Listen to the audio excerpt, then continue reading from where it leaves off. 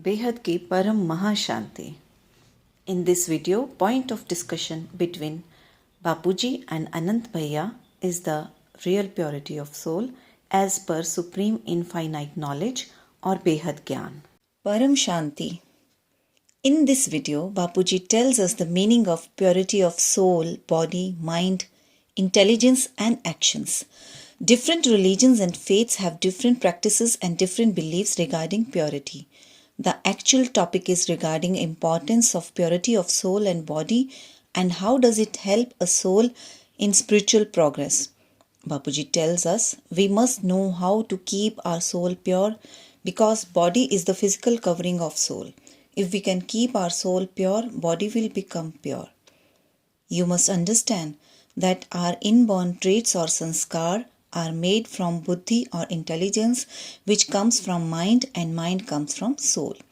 If we work on our sanskars, then the power of soul will increase. The soul has lost all its power due to continuous negative thoughts in repeated cycles of births and deaths, and now the soul has reached a state of complete darkness which we call tamopradhan stage.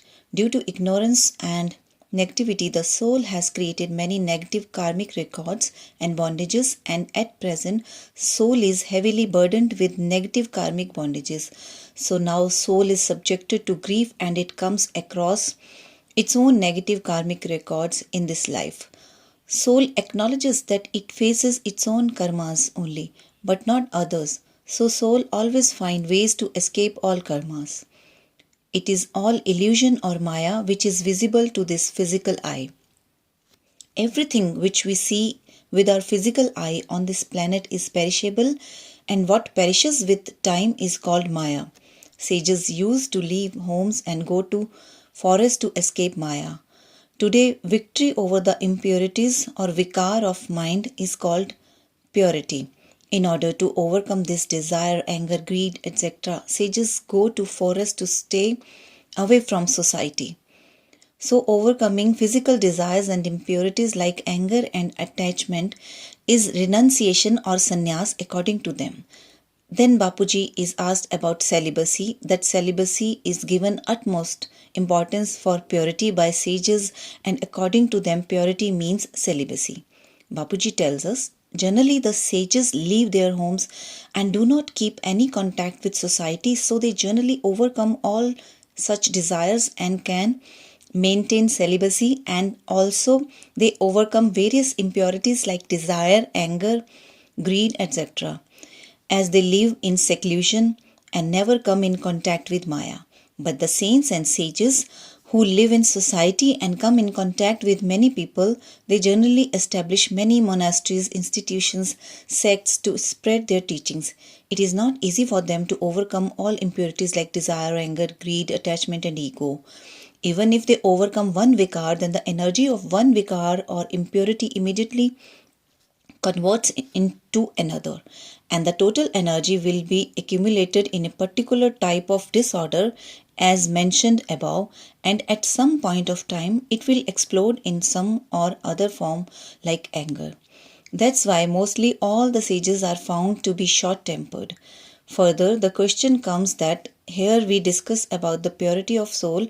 When the soul has to maintain the highest level of purity, then any trace of such negative energy like anger, desire, greed or any other impurity should not be present in the soul. Bapuji tells, our scriptures emphasize on word brahmacharya, so one must understand the actual meaning of brahmacharya. Brahma means incorporeal form of Shiv, the creator of one Brahmand. That's why people used to chant Aham Brahmasmi to attain the stage of incorporeal Shiv. Earlier, human souls did not know the process to attain the stage of pure incorporeal soul conscious state, so they used to chant words like Shivoham or Aham Brahmasmi or Om Namah Shivaya, etc. These are old ways to reach soul conscious state. In order to attain the state of incorporeal form of Shiv or Brahm, first the soul has to reach the purely incorporeal soul conscious state. Only then it can travel to higher dimensions like Swargaloka, Maharloka, Janloka, etc. and finally can reach the level of incorporeal Shiv or Nirakari Brahma. Only then soul can achieve salvation. In earlier days, in order to achieve salvation, the souls wanted to attain that incorporeal pure form which was called Brahma Swarup. In earlier times, everyone knew regarding the existence of pure incorporeal Brahma at the highest level. So to reach that stage or Brahma Swarup, they used to chant Aham Brahmasmi. Brahma Swarup means to stay in that purely incorporeal state and always remain in Brahma. Brahma means a form of divine light. Divine light means light of third eye, that is to open third eye or eighth Agnya Chakra. In earlier days, to open this third eye or eighth Agnya Chakra, sages used to do severe penance, but it was not an easy task, so they had to spend whole life, but they could not reach the Brahma Swarup. They had to spend many yugantras. This is the reason why the sages used to leave their homes and go to forests just to attain this Brahma Swarup. According to me, Brahmacharya can be understood properly only if one understands the real meaning of Brahm. Incorporeal form of Shiv is called Brahm, and soul in original form is son of this Brahm. So attaining pure soul conscious state is nothing but Brahma Swarup. When soul reaches incorporeal soul conscious state, then the third eye opens, which is the real purity, and at that state the soul can become equal to Brahm, and this state is called real Brahmacharya. So acquiring incorporeal form of soul conscious state and remaining in that stage during eating, sleeping, working, defecating, etc. is called real Brahmacharya. So attaining soul conscious state, remembering the incorporeal Brahm in soul conscious state and leading a life of a karma yogi is the real purity of soul. Only then soul can understand what behad ki purity is. At that stage, the soul can visualize its originality, that is soul's limitless state at the very moment of its creation called Adi Anadi state. So when soul is able to remember its original limitless and Adi Anadi state in soul conscious state and lead a life of karma yogi as a household or grihast in society is real brahmacharya and purity. The next question is, there are people who do not get married and the ones who leave the grihast ashram to attain purity. Some spiritual institutions advise to remain unmarried in order to maintain purity. They also tell that a married person cannot become an ascetic or yogi. What will you say on this? Bapuji tells us, in Shastras, you find that our sages and saints were all married. Even it is found that sometimes those sadhus sant had more than one wife. I have already given many examples in this regard. Today, in order to become a brahmachari, mostly people think one should not get married, and many spiritual institutions also spread such teachings that marriage is the root cause of all sorts of problems. Even in Western cultures, concept of marriage has been rejected by almost all in foreign countries. I'm talking about the whole world. That is, most people think they will achieve nothing by getting married, and many spiritual institutions also promote the belief that for spiritual development one should become brahmachari and for that one should remain unmarried. So people leave their homes to become brahmachari nowadays due to teachings of many such spiritual institutions. Then next question comes that people are not interested to know this, but they want to know what is the real purity and real brahmacharya. Bapuji tells, as per Gyan Marg as well as the knowledge of Gita, Grihast Ashram is the best hermitage in this world. But some Behad ki Atma who has acquainted itself with the Behad ka Gyan, they think that for taking part in the process of world transformation, brahmacharya is a must, so they remain unmarried. Those spiritual institutions put stress on the concept of shunning the life of a household and also give advice to avoid marriages as it creates unnecessary responsibilities of parenthood and gives tension. In this way, these institutions misguide the real spiritual aspirants who can participate in world transformation. But our Gyan tells one should lead the life of a household, then acquire the stage of pure soul conscious by continuously remembering supreme authority and become a karma yogi at all time. The life of a karma yogi is the best form of life. That is my advice to all. Then Bapuji is asked that different persons have different concepts of purity. Now we come to the point of food habits of people. Some people put restrictions on eating onion and garlic. Of course, intake of tobacco and intoxicating drinks is injurious. But what about the disorders like desire, anger, etc.? Are they created in human souls due to the effect of onion and garlic in food? Bapuji tells, see, it is told that as your food, so your mind is. The foods that contain onion and garlic are considered as tamopradhan foods, but onion and garlics also have medicinal values which body requires at some point of time, so these can be taken as only medicine without indulging in such foods. But yogis usually eat very less food to control their body and mind, as food and water affects body and mind both. That's why all religions, sects and spiritual gurus put restrictions on various types of foods for their followers. We also strongly deny eating non-vegetarian food like meat, egg, fish, etc. So yogis should not take tamopradhan food, as food affects one's mind. Living life of a household or grihast jivan, one should keep a perfect balance between spiritual life and worldly life. In order to achieve this, one must acquire the knowledge of reaching soul conscious state, and once the soul learns to reach soul conscious state, then it can easily cross this physical world. So the soul should learn the art of living on this earth. Next question is whether are desire and anger created in mind by eating foods like onion and garlic? Please give reply in yes or no. Bapuji says the food has different effects on different types of souls. The effect of food is very clearly seen on low quality or ignorant souls. But those who are behad ki atma or high quality soul having full knowledge of soul consciousness, if they take tamopradhan food as medicine in small quantity, then it will not affect them. When someone takes food in soul conscious state just to maintain their body instead of taste, then food does not affect their mind. While taking food, if a behad ki atma remembers almighty authority and remain in soul conscious state and thinks that the only aim is to transform this world, then food will never affect mind.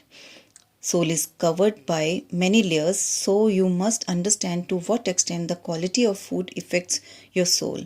Soul is covered with many bodies or layers like causal body, subtle body, etc. Hence, how eating food directly affects the various layers covered on soul. Eating food is directly linked with physical body only, so how it transmits to mind or causal body?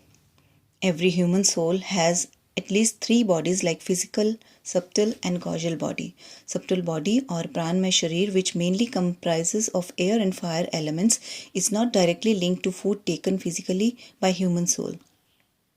Similarly, causal body comprising of either elements is further away from physical body, is not directly related to food intake by human soul. Mind is related to either element or causal body. So eating food never directly affects causal body or human mind immediately, but it is a long process through which eating food affects the mind. I can explain you the whole process how food affects human mind through different bodies like subtle bodies, causal bodies. Inside the soul is the mind, inside mind is intelligence, and inside intelligence are sanskars or deep-rooted attributes. These sanskars are created over a long period of time, so sanskars are directly linked to intelligence, hence sanskars or human nature directly affects the human intelligence. By eating food, at first sanskars are affected and also physical body gets affected. Eating some food repeatedly, habitually creates a certain attribute in physical body, which after a period of time transmits to subtle body of human soul. After some period of time, the food starts reacting with air element of subtle body called pranamay sharir. In this way, the physical attributes of many births affect one's subtle body. If a soul does not have any knowledge and also not aware of his soul consciousness, then repeated intake of tamopradhan foods will gradually influence the subtle body, then causal body, where either element exists. Hence, mind gets affected by the food. So, food changes the sanskars gradually to tamopradhan, that is, negativity increases in the soul, which makes the soul act in more ignorant way. So habits like speaking and all other body languages of a human soul become tamopradhan, that is in contrast to the nature of original pure soul, which is satopradhan. Sanskar and human actions are closely interrelated. When sanskars change, then activities also change. When a person eats tamopradhan food, then he starts socializing with tamopradhan souls. If sanskars of a person deteriorates again and again, then his intelligence gets affected, and intelligence also degrades gradually towards ignorant way of living. Once intelligence gets affected, then mind is immediately influenced and mind starts suffering. Once mind goes out of control, then all records in mind make permanent marks in soul, and soul accepts them as right, and these impressions go with soul in all subsequent births and deaths. Next question is, Bapuji, tell something about behad ki purity. What is behad ki purity? Bapuji tells, while understanding any spiritual matter, take its meaning from had to behad, that is from finite to infinite. Behad ki purity starts only after one reaches beyond 5 impurities like desire, anger, greed, attachment and ego. The outer layers above soul, such as causal body, subtle body and physical body, contain all the physical sanskars of a person. These 5 impurities are only physical attributes or had ke sanskar. So if one overcomes all these 5 impurities, then it is called physical purity or had ki purity. One can achieve this physical or finite purity only when one reaches original soul conscious state or Atma Sarup by acquiring behad ka gyan. So when a soul acknowledges itself as a behad ki Atma and immerses itself again and again into the ocean of knowledge and remain in soul conscious state, then gradually soul can acquire behad ki purity or behad ke sanskar. Then it remains aloof from this physical world, and through knowledge it can understand with utmost clarity that this physical creation is only an illusion. At this point of time, soul becomes clear of all physical impurity like desire, anger, greed, etc. And soul enters into a new phase of transformation when it recognizes itself as a pure soul only, and will also know Almighty Authority who resides in the highest spiritual plane called Supreme Abode. At this stage, the soul receives power from Almighty Authority, so the stage of soul completely transforms. Initially, soul is in completely ignorant or dark state or tamopradhan state. Then gradually, due to power from Almighty Authority, through yoga, soul transforms to partially enlightened state called Rajo stage. As soul changes from tamopradhan to rajopradhan, the sanskars inside soul also change to rajopradhan, hence habits of soul also change, like way of living, eating, socializing in life. Gradually, soul likes to remain in silence as mind stops thinking and staying calm. Now soul leads a life of karam yogi, living in the active human physical world, and soul will also not run away from social responsibilities. The soul will learn to keep a perfect balance between spiritual life and social life by leading a life of karam yogi in all conditions of life, as the soul has acquired all real spiritual knowledge, so nothing can stop that soul to go to Almighty Authority. Moving on this path, one day the soul changes to satopradhan or ultimate purity. Then it can remember its original stage at the time of soul's creation, that is incorporeal stage known as Adi Anadi stage. Only then the soul can witness its true self, and soul can know when and how it was created and who was its creator and how it has travelled to this physical world, as all such records are lying inside the soul, and this stage is called Adi Anadi Swarup of soul. So witnessing true self or Atma Sakshatkar is nothing but opening of third eye, when soul can become omniscient like master creator. At this stage, soul will only think of welfare of whole creation, that is to transform this negative creation, as all spiritual knowledge automatically emerges as everything is recorded inside the soul. First subject is knowledge. So if a soul acquires the supreme knowledge of soul, conscious state, that is Atma Sarup only, then sanskars will change. The real knowledge leads to self-analysis. By self-analysis through knowledge, soul makes effort to change, because high quality soul has natural tendency not to bear or witness negativity in himself or around him, that is in the creation. So high quality soul will always search for true knowledge and always follow the path of knowledge only, and will know who Almighty Authority is. Afterwards, high quality soul will connect with Almighty Authority through yoga and receive power in his soul and change all his physical traits and move towards ultimate purity through knowledge. Behad ki Atma will lead a life of a Karam Yogi and will witness his Adi Anadi Swarup or records lying inside his soul, as everything is inside soul only. At the final stage, the soul reaches ultimate and original purity, which was at the time of inception of soul, and at this stage the intelligence and mind in the soul achieve ultimate purity, which will reflect all records in soul like a person watches pictures in television. A soul at the Sato Pradhan stage, if spreads vibrations of Paramshanti, the Paramshanti vibrations will change many souls all around and transform the whole infinite creation. That's why our slogan is Paramshanti Socho Bolo Paramshanti Mil Jayegi. We want such pure souls to spread the vibrations of Paramshanti so that transformation can be materialized.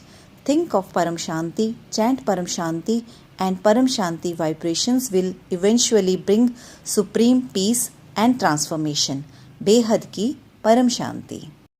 For more such spiritual information and knowledge, please watch our English videos on Paramshanti Marathi Parivar channel.